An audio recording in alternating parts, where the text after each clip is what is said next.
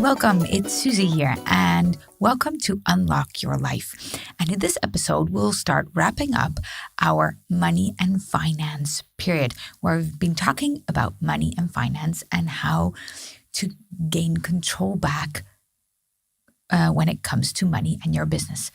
Now, one of the questions I've been asked a lot over the last period is people saying, well, it's all good and well, but how can I create the place where my income actually is steady? Because I'm always dependent on people paying and getting my invoices paid and sending my invoices. And we haven't talked about that yet, right? Now, there is a huge thing. Of course, in order to get them paid, you need to send the invoices. But then there's this huge part where people allow their customers to fuck with them. I don't have any other word with it. And you need to create a level of unfuckwithable, because if you are fuckwithable, then people can screw you over and they can kill your business. And I know, because I used to be like that. I still think that my customers are the most important part of my business. And a few years ago, that led to the situation where I thought, well, you are the most important. So just tell me when you're going to pay and just let me know and I'll be happy with anything, because I'm happy with you and I want you to be happy, right? A lot of business owners can relate to this. They say, well, I'll send a few reminders, but I don't want to be harsh. I don't want to send a debt collector to them because they have problems enough as it is, right? No, not right. The point is, you are responsible for your business and they are responsible for their business.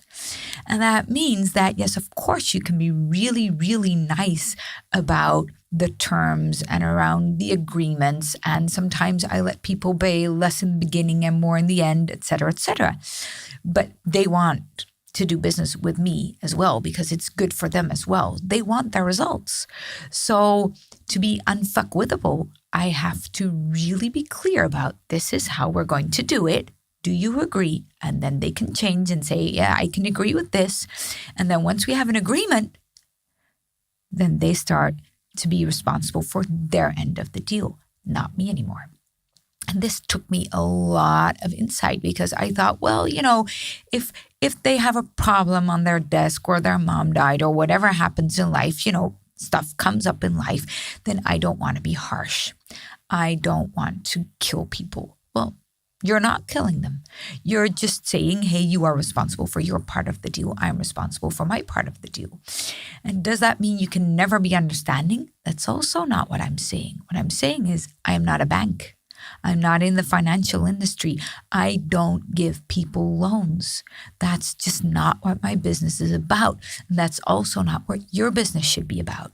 If they want the results, they have to pay. If you go to a car dealer and you buy a car and you take the car home, then you'll have to pay for the car, right? You can't just all of a sudden after 6 months come up and say, well, I decided I won't take the car. I used it for 6 months, but here it's back. And now I want my money back. It's just not how it works. We don't expect to buy milk at the grocery store, return the empty carton after a month and say, well, I decided not to want the milk. It doesn't work that way. So you have to be clear. You don't have to be a fucker. You have to be clear. And the clarity really also serves your clients, because let's be clear, right? They want results. They want the product or the service that you're selling. They don't want their money back. They want whatever it is that you solve. And so in my company, we guarantee you will never see your money again. But we also guarantee that we will continue working until you have your results that both of us agreed on. So we keep our end of the deal, but we keep the results end of the deal and not the money back end of the deal, because in the end, that's not why we do business. And there is something else, and that is, I like to run my business and I like to know how much money is in my account and what we can spend and how we can invest and how we can grow our business. Is all of a sudden people, if I allow customers to come back and claim their money back, that can kill your business overnight. If 5 people do that at once, then I have a problem. So that is not what I guarantee.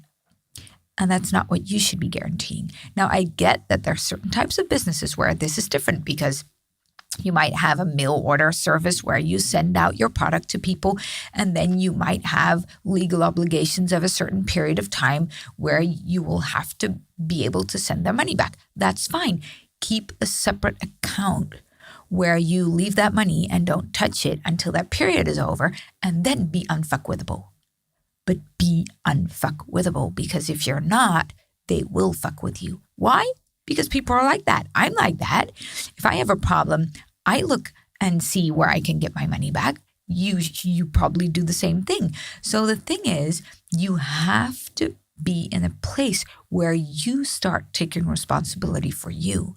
And that means that you require and demand the same from your customers.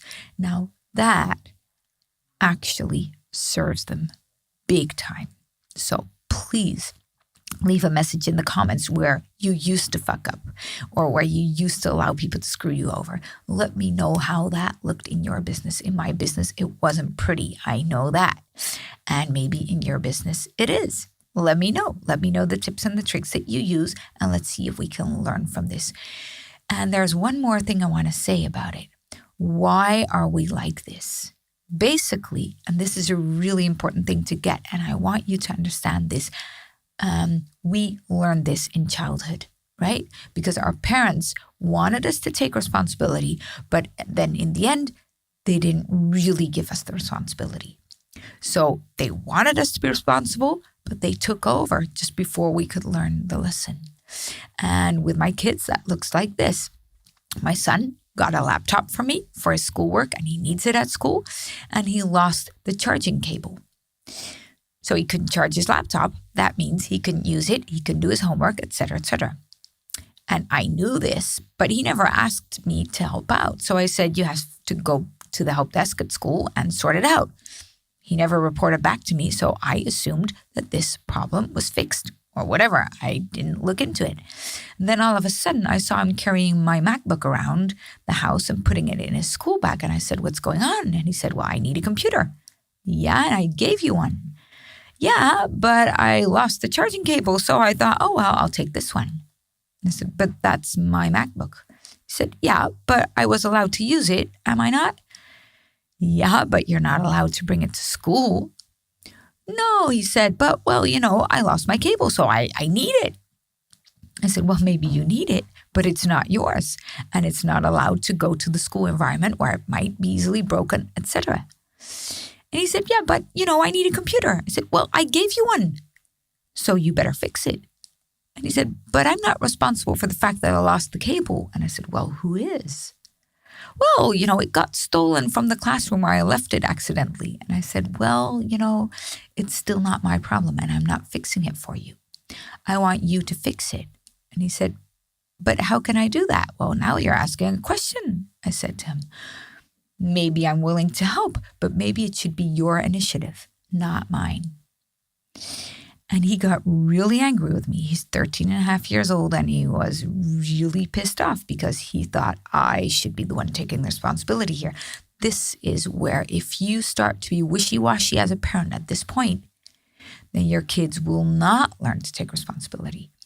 They will actually learn that, oh, well, if I forget my responsibilities, somebody will fix it for me anyway. And that is exactly what they will be doing in your business.